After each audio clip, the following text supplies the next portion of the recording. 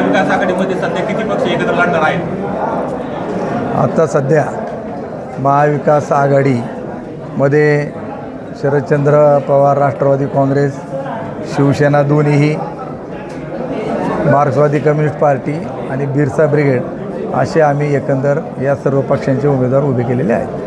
मात्र शिवसेने गोरेगाव पंचायत समिती गटामधून शिवसेनेचाही आता ठाकरे पक्षाचा अर्ज आलेला आहे. कदापि दोन्ही शिवसेना एकत्र होणार नाही असं त्यांनी सांगितले. मला तुम्ही मात्र आता सांगताय असं का? नाही, तुम्ही त्या पक्षाचे जे अध्यक्ष असतील, प्रमुख असतील, त्यांना तुम्ही विचारलं तर ते सविस्तर उत्तर देतील. पण तुम्ही बोलताय याच्यामध्ये शाश्वती 100% आहे का? हे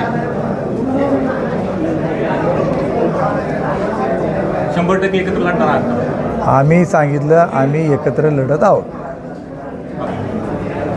बोरगर सिनोली गणामध्ये काय परिस्थिती आहे? बोरगर सिनोली गणामध्ये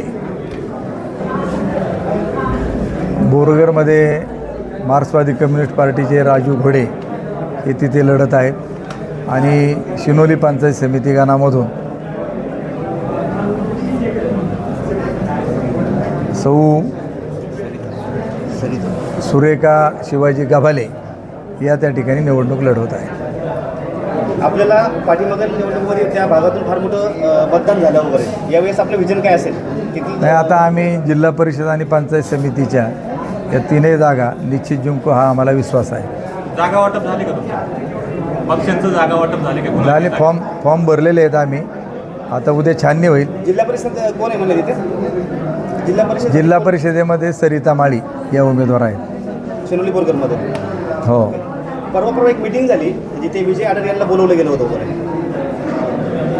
चर्चा अशी आहे की त्या ठिकाणी त्यांना फार मोठ्या प्रमाणात टॉर्चर करण्यात आलं आणि दबाव आणण्यात आला वगैरे. का ते त्यांना विचारून घ्या तुम्ही.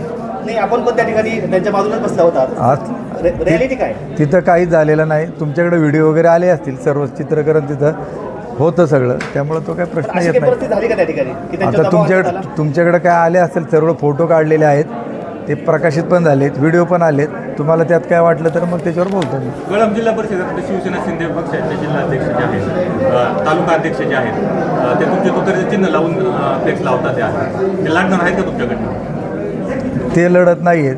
आमच्याकडून प्रीती प्रवीण थोरात या उमेदवार राष्ट्रवादी काँग्रेस शरदचंद्र पवार पक्षाचे आहेत. निश्चित झाले ते. या निवडणुकीतले आपले प्रमुख मुद्दे कुठले असतात? निवडणूक लढताना जिल्हा परिषद तालुक्यात प्रमुख मुद्दे कुठले असतात? आता ही निवडणूक ही राज्य पातळीवरची नाही, देश प्रातळीवर नाही. ही निवडणूक जी आहे पंचायत समिती, जिल्हा परिषदेची आहे. या संस्थांचं स्थानिक स्वराज्य संस्था आहेत. यांचं काम काय?